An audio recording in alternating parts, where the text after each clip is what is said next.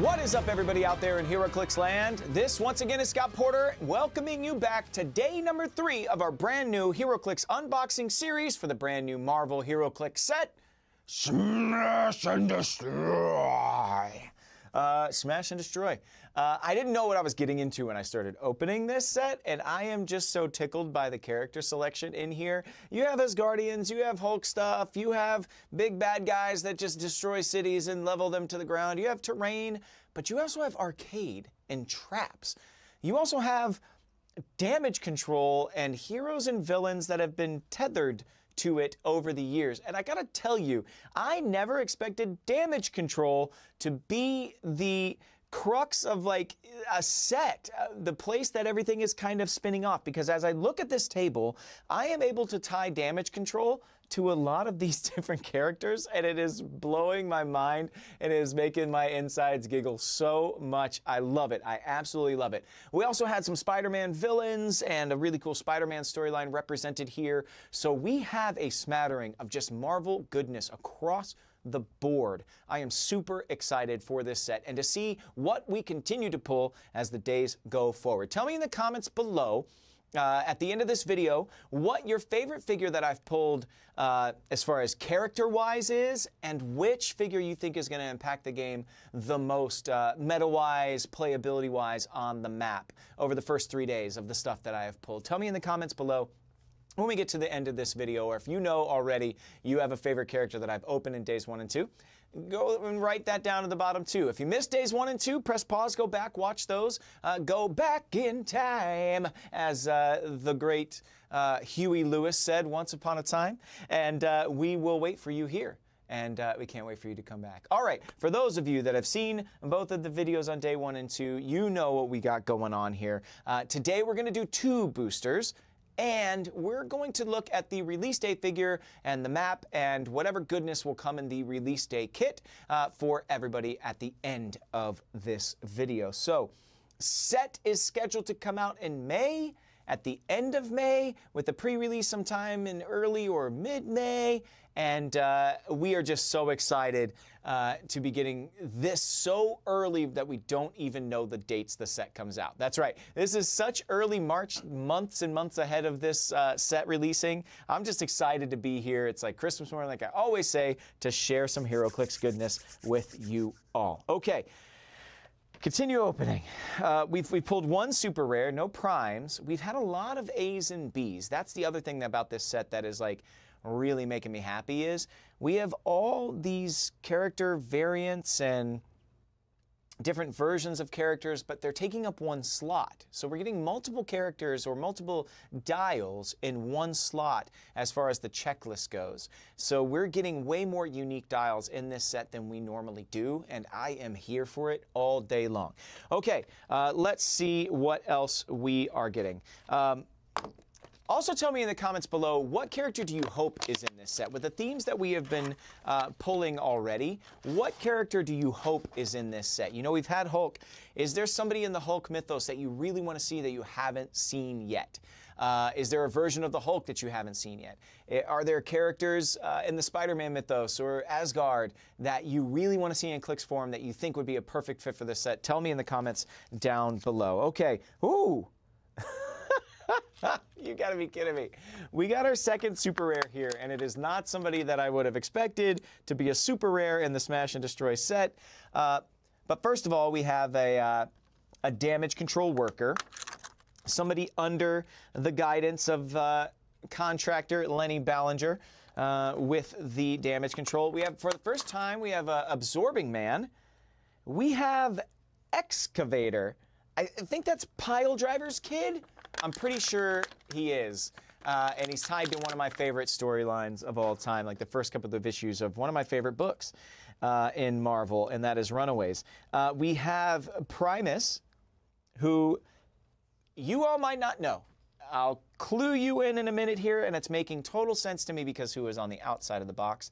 And then we have our next super rare, and that, yes, ladies and gentlemen, Frank Payne / Frank Schilling thing past, slash one of the worst ever dials in HeroClix history with the Constrictor. It's been said many, many times that early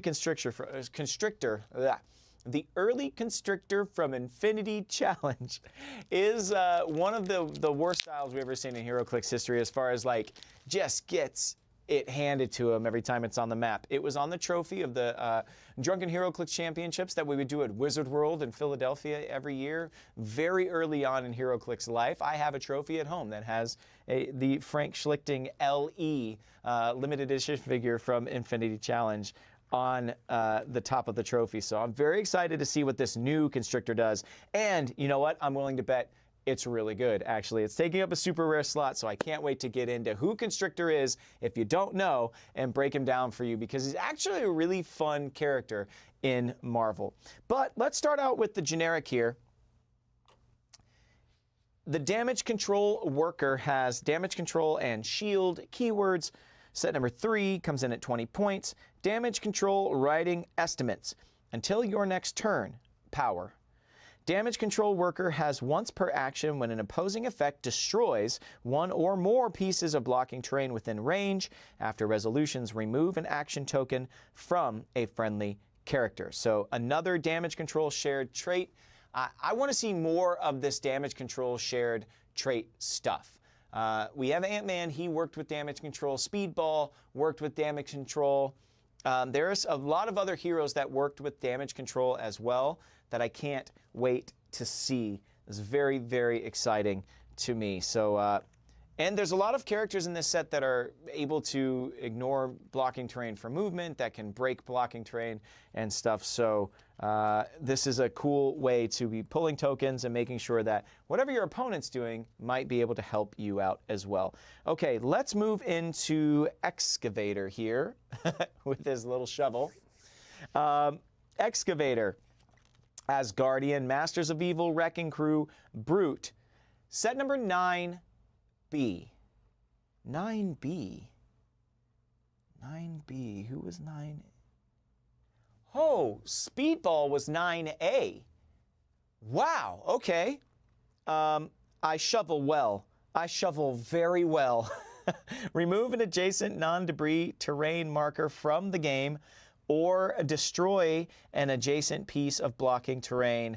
So I definitely see this as a big skill in this particular set, to be getting this terrain stuff off the map without having to do damage to it. And it's free, so you can remove traps and stuff on the map. I believe that's how that's going to work, right? Remove an adjacent non-debris terrain marker from the game or destroy an adjacent piece of blocking terrain. That's really cool. You could do it for free without having to deal 3 damage plus to it. Really, really cool. And if you look at the back, you see, yes, indeed, Runaways number 1 is Excavator's appearance, right? The Runaways take on this young version of the Wrecking Crew. I think he gets in a fight with Molly Hayes, who just destroys him. And he runs away like crying. I think that's what happens. Anyway, crazy to me, though, the 9A is Speedball, 9B is Excavator. So not only are we getting different dials of characters, I thought with Speedball, we would probably get Penance, actually, as the 9B. Because in the story, Speedball worked at Damage Control a long time ago as like a front desk assistant or something like that. Damage Control, after World War Hulk, they're trying to clean up New York. And all of the superhero community shows up, and they want to help. Or maybe it's at the end of Civil War. It's at the end of one of those twos. No, I think it's the World War Hulk storyline, because at the end, Damage Control had a 4-issue miniseries. The Thunderbolts show up, and they are saying, we need identification for every single one of these heroes here that want to clean up New York. We need to see their registration ID. We need to see their papers. And it's like Moonstone and Radioactive Man, and Penance is a part of that team. But at this point, nobody knew that Penance was actually Speedball. Nobody actually knew that Speedball was still alive, except one of the guys, Bart. He is this like intern that's been an intern forever at Damage Control. He and Speedball were interns together at Damage Control, and he recognizes Robbie's voice underneath the Penance mask. And he's like, hey, Penance, how about you give us 3 days to clean up New York, and then you can come back and see everybody's papers at the end. And Penance is like, why would I help you? And he goes, because I know who you are. Does everybody else need to know who you are? And Penance is like, nope, nobody else needs to know. And he turns to the rest of the Thunderbolts and is like, give them 3 days to clean up, and we'll get the registration papers at the end. Crazy moment, such a cool moment to happen in the comic books. Absolutely love it. So I'm telling you guys, Damage Control is such a fun, unique book because if you're a fan of any number of different hero teams, it'll tie back to them at some point, and you'll get a little hit, you know, of your favorite characters in this world, of just normal people trying to repair their cities after all the supers destroy everything. So absolutely love it. Really cool version, but because of that, I expected Penance to be a part of Speedball's thing. No, we got a completely different character as a B. Now, like, what else are we getting? Every time you see an A, I'm going to expect another version like the Hazmats, but it could be anybody. This is awesome. So many unique dials in this set. Can't say it enough.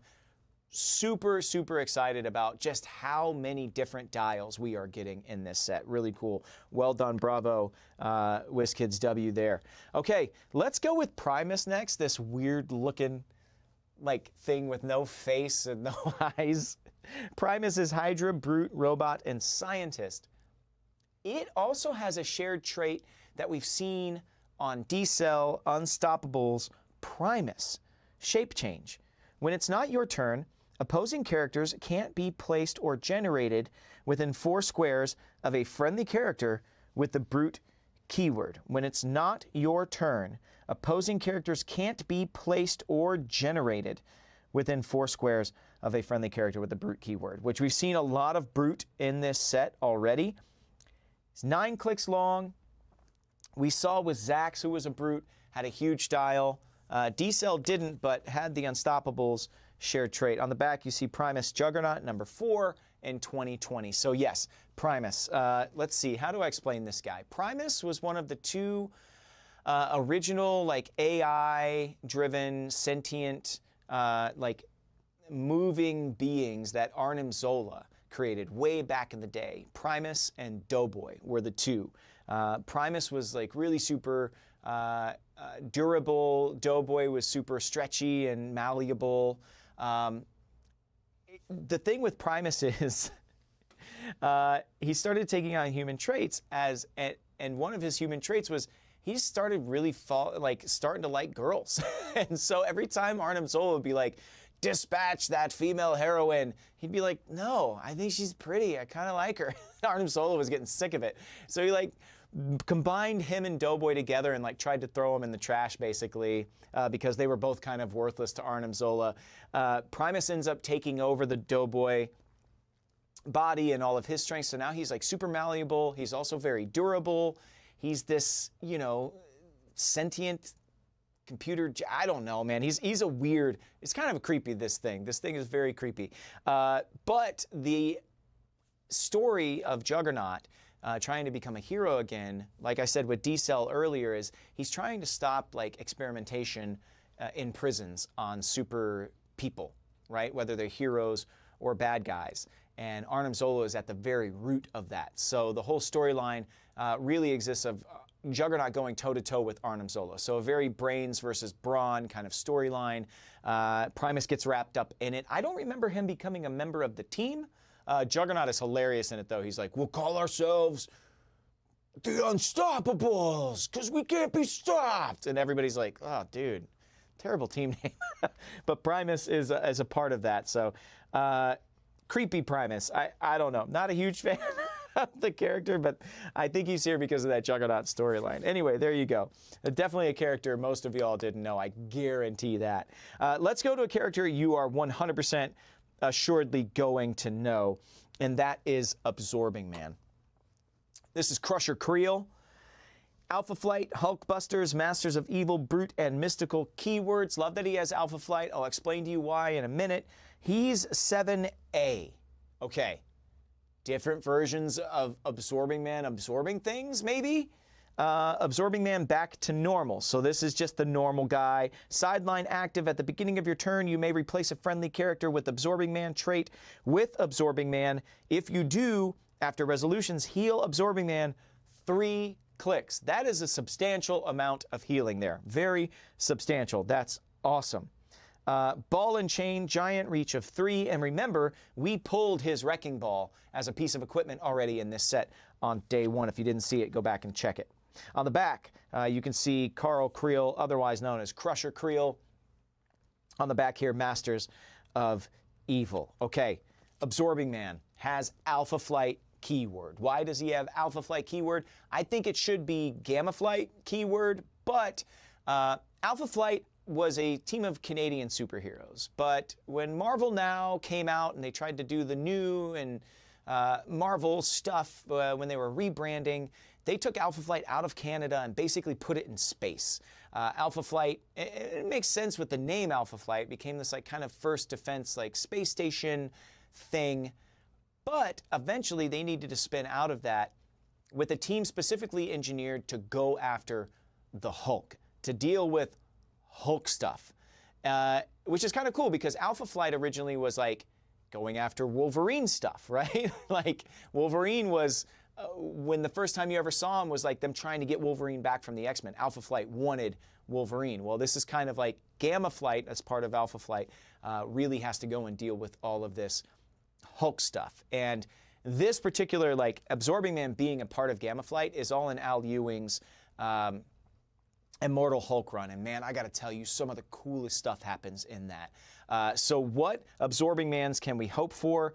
Well, if we got Absorbing Man on the outside, his wife is on the outside of the box, Titania. That's Absorbing Man's wife. So I'm guessing we're going to get more of that team. That's really cool. I'm very, very, very excited about that. Let's see, absorbs brick, metal, fire. In that book, he absorbs gamma radiation. And we've seen it before in HeroClix form, this whole thought about why the Immortal Hulk is immortal is because there's this plane where, there's the one above all who's basically the, omnipotent like thing that's on top of everything, like the god of Marvel Universe. We have the one below all. And that deals like his avatar is the Hulk. And there's something called the Green Door that you go into his realm through a green door. And he utilizes gamma radiation to kind of have avatars in the real world. And that's why the Hulk like dies and comes back to life a lot. Well, they need to go through it. And he absorbs a ton of gamma radiation to open up a green door. And we've seen green door stuff in HeroClix before, but maybe we'll get an all green like gamma version of him. I'm very excited to see what we're going to get with Absorbing Man. Because it says Alpha Flight, I'm just going to put him on the good guy side just for now because we have a ton of bad guys in this set. As far as like, character choices, as far as like good versus bad, really, really good, even, amounts on both sides. All right, Constrictor. Here we go. He looks great. I love the color choices. This is great. Sometimes he has like a black and bronze version of his suit. This one's great. Bright blue, bright yellow, Constrictor. Frightful 4, Masters of Evil, Shield, 6-pack, Armor, Assassin, Spy, Keyword. Set number 36. He is a super rare. Comes in at 60 points, 8 clicks long. He's got a trait, Bionic Cables, giant reach of 3. Crushing Coils is a special attack power. When Constrictor hits, after resolutions, give each hit opposing character an action token. Then deal them damage equal to the number of action tokens they have. Love it when Incap is doing more than just Incap. That's great. Shield Engineered Battlesuit. Energy shield deflection, invulnerability. He has that for the first 3 clicks. Look at the back here, Masters of Evil. Frank Payne. Avengers Arena number 7. So this is kind of tying back to arcade as well. I love that a lot of the character choices are tying back into so many things. So, Constrictor. Why is he here? This is what I love to do.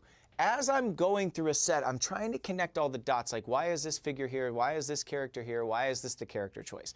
And I was able to ask these questions of a couple of the guys over at WizKids in the last unboxing thing that I did, which was behind the booster. It was for the last set, for the Spider-Verse set. And I was able to ask, what what goes into picking these characters? And the words surprise and delight were used, but also there are threads that they pull and sub-themes. Well, Constrictor, if you don't know who this guy is, he was originally handpicked by S.H.I.E.L.D. to go undercover into a criminal organization. While undercover, he had a complete mental break and he became a lifelong career villain. He started out as a good guy. He really got all of his gear from S.H.I.E.L.D., from like Nick Fury himself. And then he lost his mind, right? So Frank Payne's his original name. Schlichting was his undercover name. He lost his mind, and then he just battled a ton of different heroes over time. Boom, boom, boom, boom. He was all over the place. Hulk, Iron Man, Thor, the Avengers, all these guys. But he's tied in with Avengers Academy a little bit. He's tried to go good again at some point, but he's also tied in with Arcade. He's actually almost the whole reason that the Avengers Arena started, because he broke into something that Arcade was doing, laughed at him, stole something, told him he'd never amount to anything serious, that his games are just games and he's not a real villain. So he's got a little bit of a with Arcade, but he's also actually tied to, and this is another character maybe I should expect to see in this set, Hercules. Hercules should be in this set. He was an employee of Damage Control for a while. Why was he an employee of Damage Control? Because he was broke. He had $0 to his name. He was broke and he needed to work, so he worked for Damage Control. It's a hilarious part of his story. Why was he broke? He got in a fight with Constrictor. Constrictor got beat to within an inch of his life by Hercules, and he did something that I'm sure every villain wants to do. He sued the crap out of Hercules, and he won. He won tens of millions of dollars. He bankrupted Hercules, and then Hercules had to work for Damage Control. So that's a part of Constrictor's story. And as I'm sitting here, my brain's spinning, I'm going, oh my God, like all of the reasons this guy should be in this set, those are all of them. So such a cool thing. So many ties, so many big time battles. He's a master of evil guy. Has he been a member of the Serpent Society? No. Hilariously, he was invited. He went and he like sat down at like the meeting that they were having for the Serpent Society, and he thought they were so weird that he quit within a week. He's like, I shouldn't be here. This is not for me. So Constrictor to me is such a hilarious villain over the years. He's akin to somebody like Boomerang in the Spider-Man mythos, who's been good, been bad, been like really dangerous, but then been super depowered. He's very funny, very interesting character. I like Constrictor a lot. So bravo, WizKids, for making a pretty dope version of this guy. I'm going to put him over here, and we're going to move on to our next booster. Anyway, there you go. Story time with Scotty P. I think that was I think that was one of my favorites for this whole run here. All right. Next up, we have, oh, yes, okay, cool. Somebody else I didn't expect, but I did call early on because we have Quicksilver. We have his sister Wanda, of course, Scarlet Witch. We have another Absorbing Man. This one looks like, what is this, electricity, ice, something? I don't know what that is. We'll take a look here in a second. We have a member of the Wrecking Crew. And, I mean, we have the Wrecker himself with that mystical, magical crowbar. Look at that guy. Then we have somebody that I did mention as well, but this looks like the original. This looks like Bill Foster. This is Giant Man 2 / Goliath. And then we have Ant-Man, who we have seen this version already of. That's kind of cool, though. You see a couple of the working members of Damage Control right in front of you there. They worked for Damage Control at different times, but for good reasons. All right, let me pull these guys back here. All right, let's see. We've already seen the irredeemable Ant-Man, so we'll set him to the side, and we'll jump in with Wanda. One of the characters I expected to see the least in this set, but the Brotherhood has caused a good amount of damage on their own, and Quicksilver had a run-in with Damage Control, so Scarlet Witch makes sense to be here. Brotherhood of Mutants and Mystical has the Brotherhood and Mystical team abilities. 60 points. Turn the odds in Magneto's favor. Oh, man. Friendly characters that are adjacent or have Brotherhood team ability critically hit on attack rolls of 10 to 12. Hey, that's my Pogs. I have a bystander token in the game called Scott Porter, and that's what it does. It allows your rolls of 10 to 12 to become a critical hit. Look at that. 4 range, 6 clicks there, 60 points. The thing I want to point out with her, though, is that it says Magneto on her card, right? When you think of, if I'm thinking of smash and destroy, and I'm thinking of destruction, I'm thinking of debris flying everywhere. On the outside of the box, you have debris herself, like she controls Earth and all this stuff swarming around her all the time. Who else? The Master of Metal, right? I mean, how many times have you seen Magneto like floating in the air with just so much debris and everything around him? Makes sense that he would be in this set, especially with Quicksilver and Scarlet Witch, like getting some more of the Brotherhood. That would be awesome. Also, Toad was tied in to the Hunted Spider-Man storyline that I've been talking about throughout this unboxing series. So some tethers there. Maybe we'll see a little Toad action. Blob, I don't know. We'll see who else we see in the Brotherhood. Okay, moving on. Let's go with Giant Man here. Giant Man 2. He has Avengers, Champions, Defenders, and Scientist keywords. Set number 28A. Okay, another A-B situation. We got 75 or 30 point split starting lines. Pym particle formula. When Giant Man 2 uses willpower and succeeds, you may choose that he gains Colossal until your next turn, and you may place him adjacent to a friendly character within 4 squares. Giant grants willpower on a roll of 3 to 6. Get ready for the shortest comeback in history. Oh no. Oh no. Quake Super Strength. When Giant Man 2 uses Quake, if he is Colossal, he instead deals 3 damage. He has Outwit there. He was a scientist in his own right. On the back, Bill Foster, and you can see Luke Cage Power Man being his significant appearance. All right, let's talk about Bill Foster here. So, Civil War happens, and when Civil War happens, both in the films and in the comic books, Thor is not around, right? Thor is not there. It's a way to take that super powerful piece off the board. The conflict is Iron Man and Captain America, right? You throw Thor in the mix or Hulk in the mix, and it becomes lopsided on one side or the other. So they want to keep it as even as possible, right? However, Iron Man wasn't interested in keeping it even, so he cloned this Thor. It's called Ragnarok, but everybody thought Thor returned because at this point Ragnarok had happened. Thor was thought to be dead. He was not a part of Civil War. So when Thor strolls into Captain America's side, the resistance in the middle of Civil War, which if you don't know what that storyline is about, it's about superhero registration, taking the freedoms away from superpowered individuals in the United States of America. Iron Man is pro-registration with Mr. Fantastic. Captain America is against it with a lot of the Avengers like Black Widow or Giant Man 2 here. Bill Foster is on the anti-registration side. So Thor shows up on Iron Man's side, and Bill Foster's like, oh, you're back? Well, get ready for the shortest comeback in history. And instead of him ending Thor, Thor blasts a hole right through the middle of him. Goliath dies as a giant, or Giant Man dies as a giant.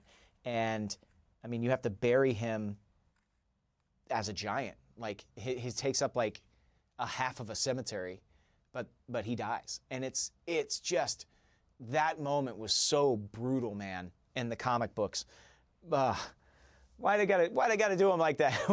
Why do they gotta put the get ready for the shortest comeback in history on his card like that? Oh, that's the moment that he dies. So there you go.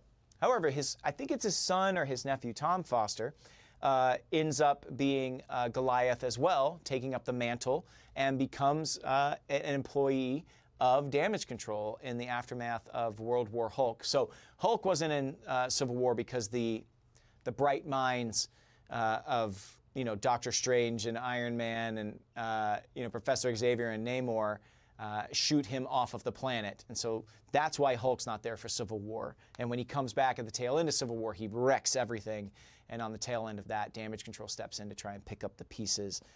Tom Foster, I'm guessing, is going to be the B version of him. I could be wrong. I have been wrong in this set already, but that would be my best guess. All right, let's look at Wrecker next. Wrecker is set number 10C, which is very cool as well because somebody else was 10. It was Thunderball. Thunderball was 10A. So this is 10C. So again, another spot in the set that is not taken up its own individual place. So some of the Wrecking Crew, I guess, are going into the 10A, B, C. That's cool. Asgardian, Lethal Legion, Thunderbolts, Wrecking Crew, and Brute. Time to get wrecked. Unique modifier. At the beginning of your turn, you may modify Wrecker's combat values by -1 until your next turn. If you do, other friendly characters with the Wrecking Crew keyword modify their combat values by +1 until your next turn. Like I said, he's 10C. He comes in at 85 points. Improved movement through blocking terrain there.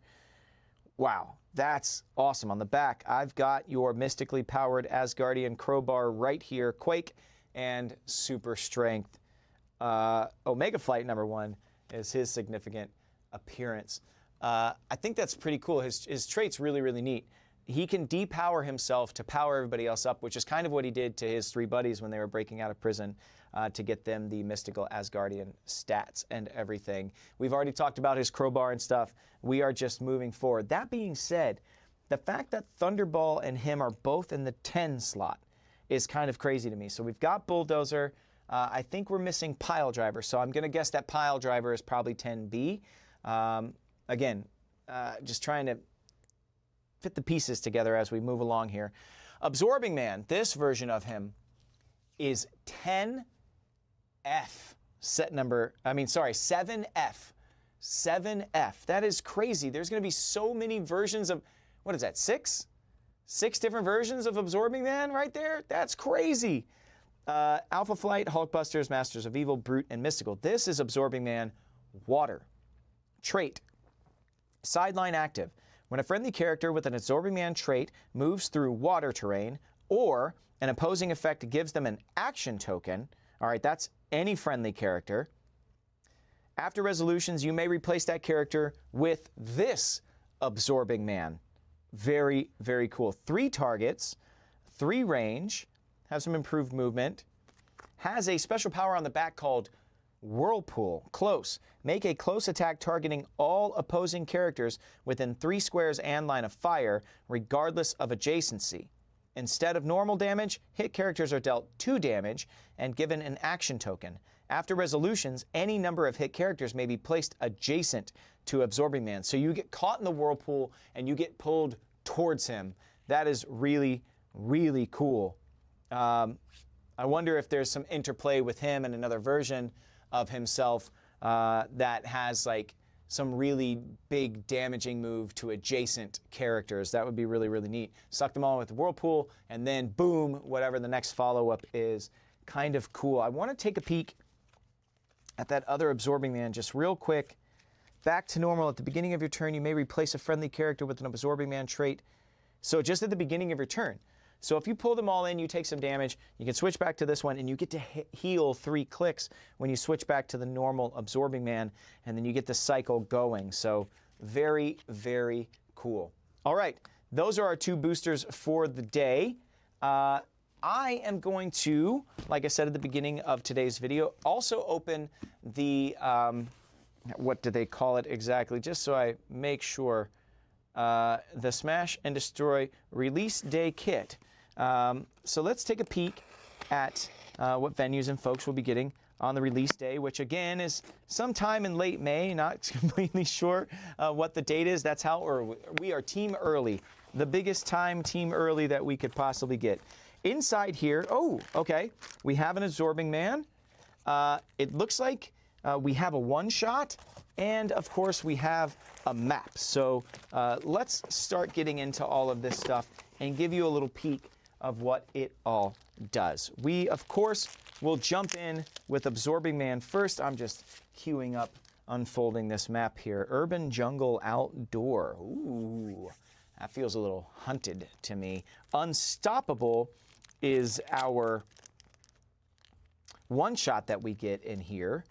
And you know what? We'll just go ahead and do this first. I'll show you this Unstoppable one-shot. You guys go ahead and pause and read it. I'll pick it up here in a second. But the Unstoppable Juggernaut, is that who we're dealing with here? So has a couple of the themes tied in here. Yeah, Jugs is on there. Actually fighting Spider-Man. One-shot effect. Friendly characters can use charge. When they do, They have improved movement through blocking. Turn this face down the first time a character uses the effect, so give anybody charge that's friendly to your team for 5 points. Once you use it, flip it over. That is the one shot that comes in the release day kit.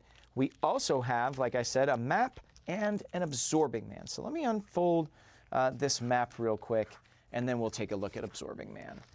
So you see what you're getting with the release day kits. So one side is Urban Jungle Outdoor. So take a peek at that. Pause it, take a look at it. I'm sure somebody will get a better render of it up online soon. I kind of love that though. Has the feeling of Central Park and the zoo and everything that happens in the Craven Hunted. There's some water terrain on it. We've got a fountain, tons of hindering terrain. Very, very cool. And on the back, it says Bank Escape Indoor, which is so cool. We used to have an old bank. This reminds me of an older map, actually, one of the old 3x3s. I don't know out there if anybody ever did like themed play with some of these, figures way back in the day. I used to be a part. There was a site called Creation Matrix, and I would play HeroClix in a themed league. We called it the HeroClix Playground League. And there were some maps that we would set up, and there would be bank heists, and there'd be like bags of money in the safe, and you had to prevent other people from getting bags back to their starting zone or something along those lines. And we do thematic little fun like King of the Hill games or Capture the Flag games, and that was one of them. That indoor bank escape looks really, really cool. It reminds me of an old school map, like one of the old 3x3s, and had a bunch of tellers and had a safe on the inside. Really cool map. If anybody played this game long enough to remember, hit me up in the comments below, whatever the name of that map is, but I love that map. It's really, really cool. And if you ever played in a role-playing version or an online version of HeroClix, let me know too in the comments down below. Tell me some of your favorite stories, because that stuff I love to hear. I played in those leagues for years and years and years, whether it was at Creation Matrix or HC Realms, etc., etc. All right, last but not least for today, let's look at Absorbing Man. And this is set number 99. So we've got yet more Absorbing Man goodness in today's video. Alpha Flight, Avengers, Hulkbusters, Thunderbolts, Brute. Becoming My Surroundings is his trait. Choose an adjacent non-debris terrain marker and place it on this card, removing any other terrain markers on this card from the game. Absorbing Man can use the effects of the corresponding to the types of terrain on his card. Blocking, Close Combat Expert and Quake. Elevated, Flurry, Giant Reach of 2. Hindering, Stealth, Steel Energy, Water, Plasticity, and Shape Change. So cool. He's using all the different terrain markers on the map to power himself up in game. That's awesome. That is so cool. On the back, Thor number 55 in 2002. So Absorbing Man in a Thor book. Absorbing Man, like I said, can absorb almost anything, including Mjolnir. Like he's become Uru metal, which is like this, it's the metal, it's the magical, mystical metal that Mjolnir is made of. He's become Uru. Like, I mean, maybe we'll get like a version of that in this set. That would be so cool. I love that this guy can actually pick up blocking, elevated, hindering, and water, and then use it to his advantage. That is so cool, and he can change the terrains throughout them. That is awesome. Man, Absorbing Man is so cool. He's like the octopus of villains out there, as far as like all the different things that he can become. So cool. So quickly can change his form, his shape, his strength level, all of these things. It's so, so cool to see. He can just grab anything, and all of a sudden, next thing you know, boom. He looks like that thing. He's powered like that thing. He's a part of it. So I can't wait to see what other versions we get of Absorbing Man. That does it for today's video. 2 boosters and the release day kit all examined for you guys so far ahead of the set, like 2 months before the set even comes out. Remember, Smash and Destroy will be hitting your local comic shops and gaming stores in late May, with the pre-release happening sometime in early to mid-May. We don't know the dates yet because we are so early. We are on team early in the biggest way possible right now. So keep your ears and eyes out, call your local shops, and they will let you know when you can pick it up there. Support local, please, please, please. They are the lifeblood of our industry. I want to say thank you to WizKids. Thank you to HyperRPG Studios. Joe on the 1 and 2s in the back. Give him some love down in the comments below. He's the one that keeps this whole thing rolling because Lord knows I can blab on and on. Also happening in May is going to be our HeroClix for Huntington's Initiative event down in Huntsville, Alabama from May the 14th through May the 18th. I hope if you can make it, you will join us this year. It has been nothing but the most spectacular showing of community support that I've ever seen with this incredible group of players that play this game called HeroClix. Please, if you can make it, come and join us. We raise a ton of money for a great cause, the Huntington's Disease Society of America. Another way that we do that throughout the year is to auction off the unboxing swag that I get and send it to somebody before the set ever releases. So everything I'm opening here today, at the end of this week, I'll be posting this weekend this particular group of figures that I unboxed here, and you will get everything that you see before you in these 5 unboxing videos. I will sign some of the figures if you want me to, and I'll mail it to you next week, actually, and you'll have it in your hands before anybody else in the world has this particular set. And that's another way that we raise money for the HeroClix for Huntington's initiative. Huntington's disease is a disease that affects my own family, and I am proud to say that over the years, my work with them has raised over $1 million, that our work here for HeroClix for Huntington's has raised over almost $200,000 now by itself. So I hope to see you down in May, and maybe we'll play some Smash and Destroy for a great cause. Thank you so much, everybody, for watching. I will see you tomorrow, and until I do, may all your rolls be critical hits.